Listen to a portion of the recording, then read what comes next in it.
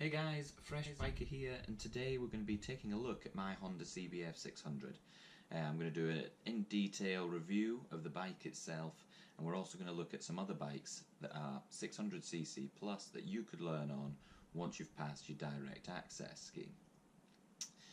So enjoy the video, and please subscribe and comment below. So this is me out on my Honda CBF600.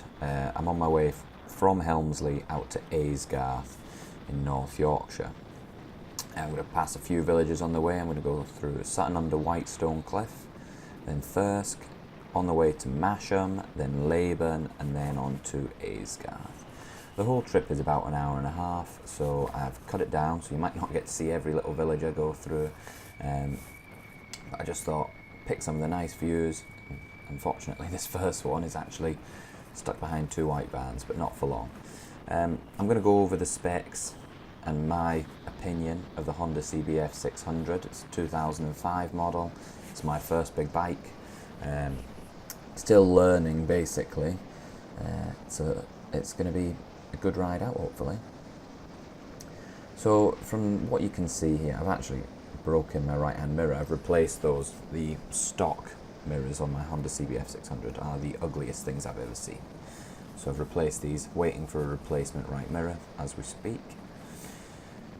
So you can quite happily plod along in about 60 miles an hour on this bike. Legal speed limits here in Britain, so no issues there. You do tend to get a little bit of vibration in the foot pegs once you go over, say, 65 miles an hour on overtakes.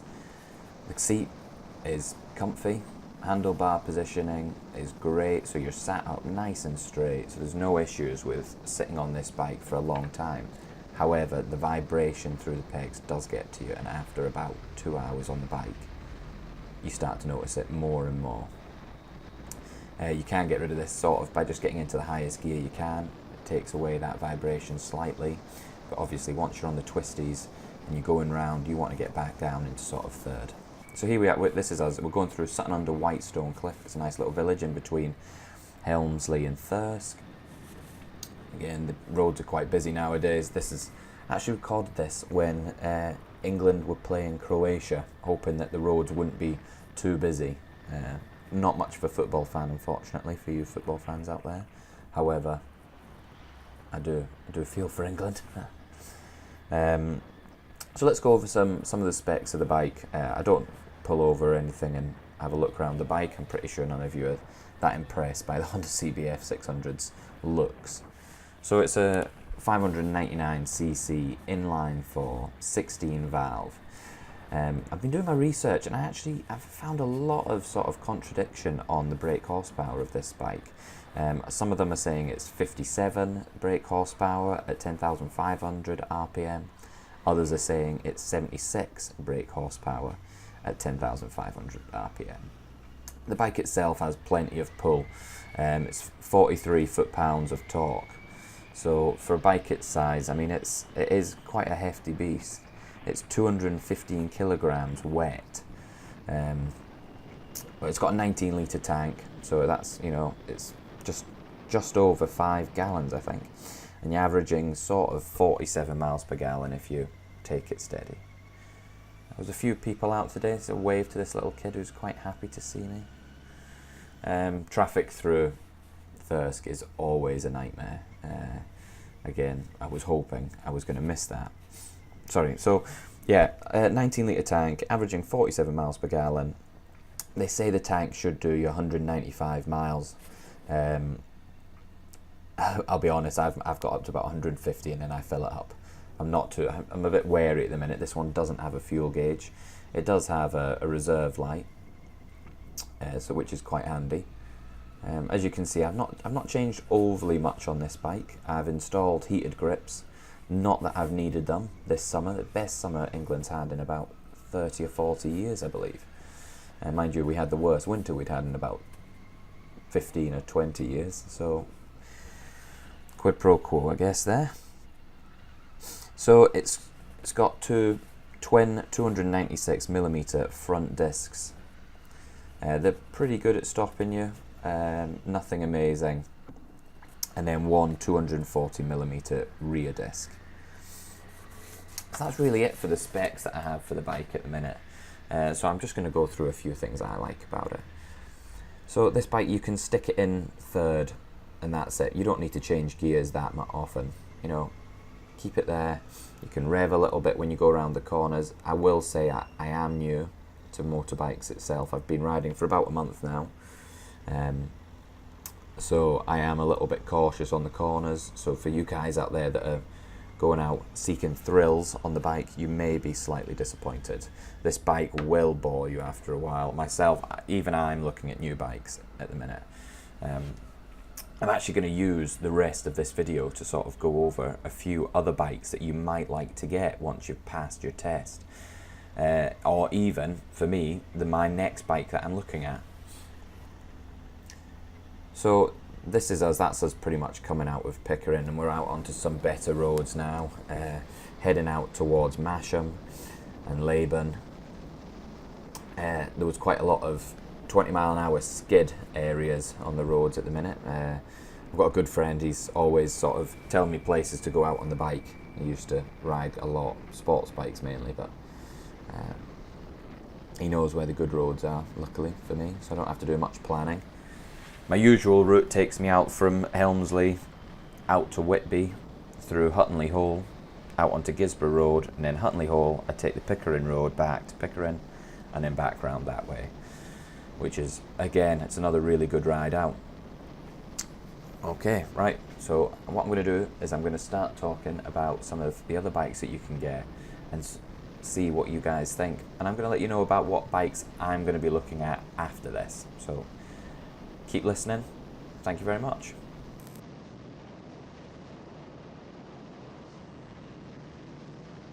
I've got a few bikes here that I think are quite good. I'll go through a few things about them.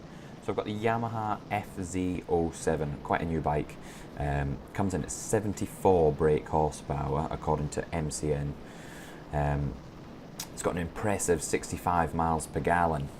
So you know, you're going to go on this. It's a great commuter.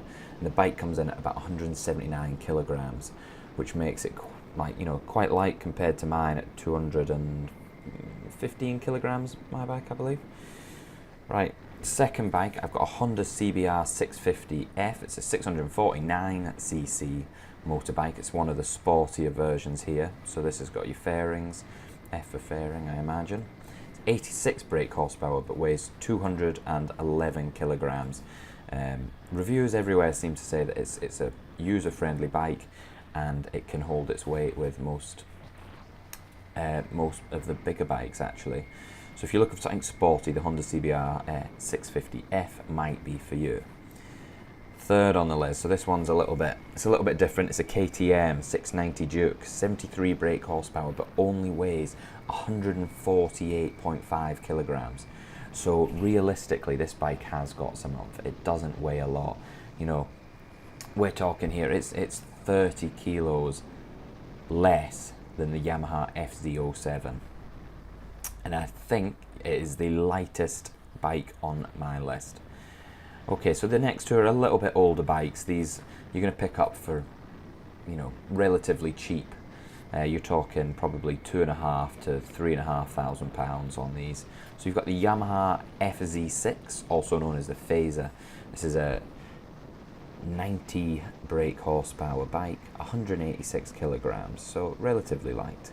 You can get a faired version or you can get the naked version. And last but not least, we have the Suzuki GSF650 Bandit, 2007 to 2012 model. It's 84 brake horsepower and weighs 215 kilograms. So compared to the rest of the bikes, this one is quite heavy. A lot of people have said the Phaser, the FZ6, is a better bike all round. Yamaha, Suzuki, they're decent names anyway. You know you're going to get some good build quality. Every bike comes with its own issues. So you've just got to take that into account when you're looking. The best thing you can do is actually have a look, see what bikes you like. Go onto the MCN website, type in the bike you like, and you will find their review, professional review, plus also some reviews from customers that actually own the bike. It makes a big difference, and you get all the specification for your bikes there. Okay, so I'm going to try and put some pictures up of these bikes, hopefully on the video, see if my editing skills are that good, we'll see. Right, so here we are. I am still just plodding along on my bike. I am in between Masham and Laban at the minute, I believe, just on those skid risk areas, so bear with me, we'll get back to you in a second. Thank you for listening.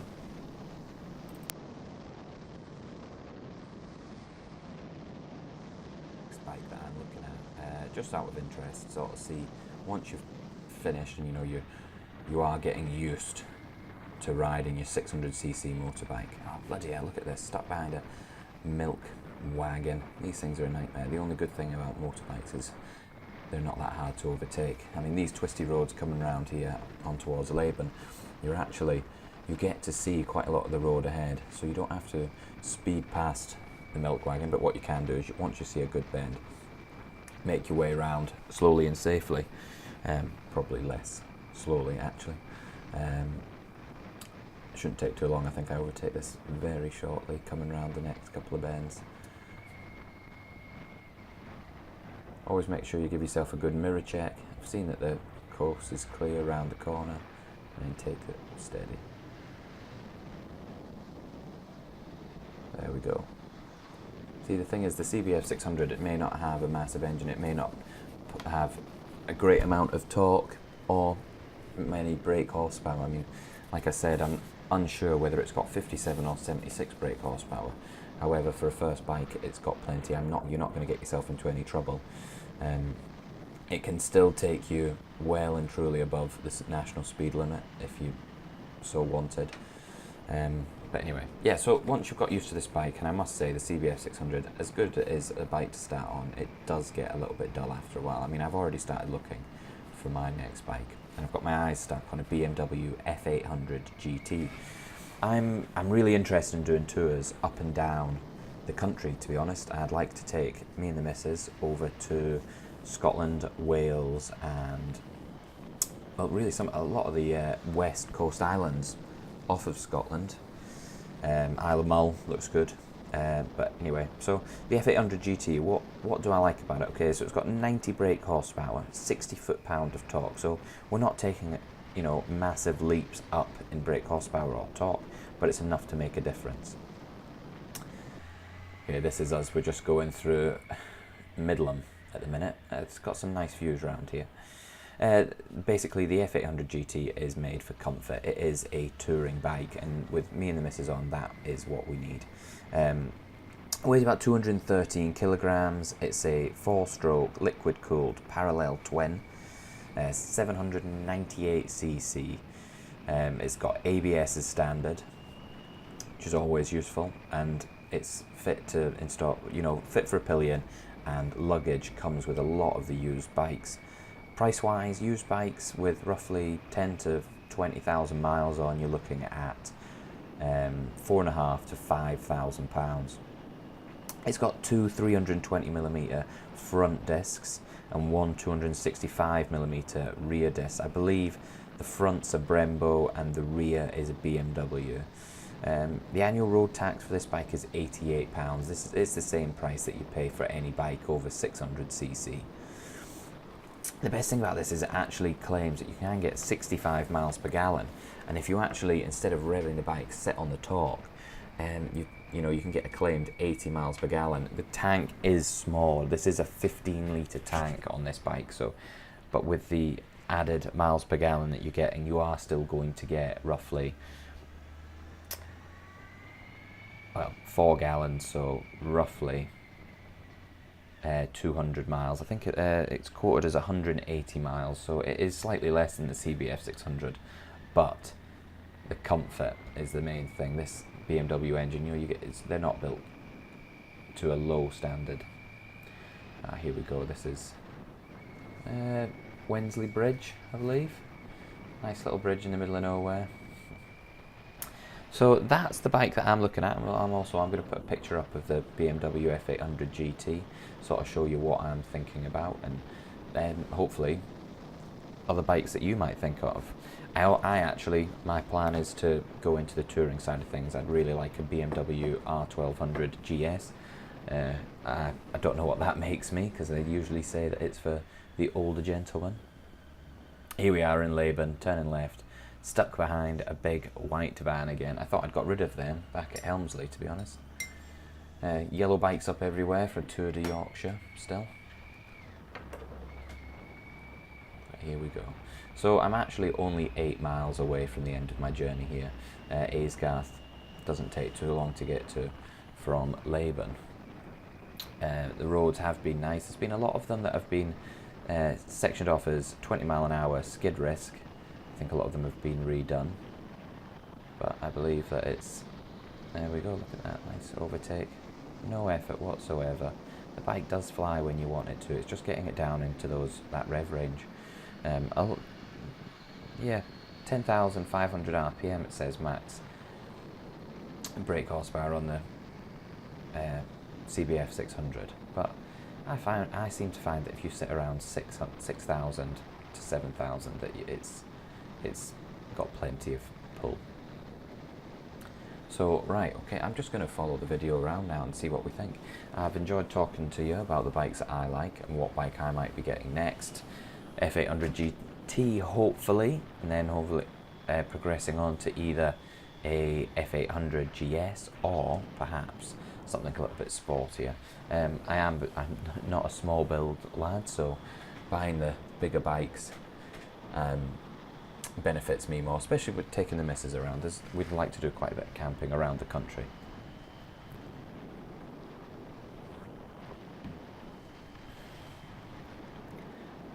So, like I say, this is probably the last leg of the journey.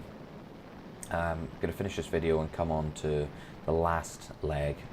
You'll see as we pass through one of the smaller villages, there's a child on the right that's waving again. Everyone seems to be looking out for bikes with this nice weather we're having. Hopefully it's going to stick around for a few more weeks as we get used to it. No need to go on holiday abroad this year for once. You can see on the left here, this is another turn and you can take back down, head towards Midland. So there is plenty of ways around here. Another thing is when you're coming back from Aysgarth, when you get to Laban, instead of turning a right towards Midland and Masham, you can go straight forward. There he is, there's our little friend on the right. You can continue straight forward onto Northallerton. Northallerton actually has some nicer, longer, straight roads, but the traffic down there tends to be a little bit busier, and once you come across there, you do need to come down the A1 in some areas. So here we are, this is Aysgarth. We've just come in further on. So this is a Georgian Dragon. I didn't stop, I turned around straight away really. I just took my helmet off and gloves off for 2 minutes here. But what we'll do is, one day I'll take the bike out and I'll do a bit of a walk around somewhere, and I hope you've enjoyed the video. It's been a long one from me. My brother at the minute is working on a new logo for me, so hopefully within the next couple of weeks we'll get to see that, and thank you. So anyway, thank you for watching. I hope you watched till the end. Please subscribe and comment below on the video any questions or anything you have. Thank you.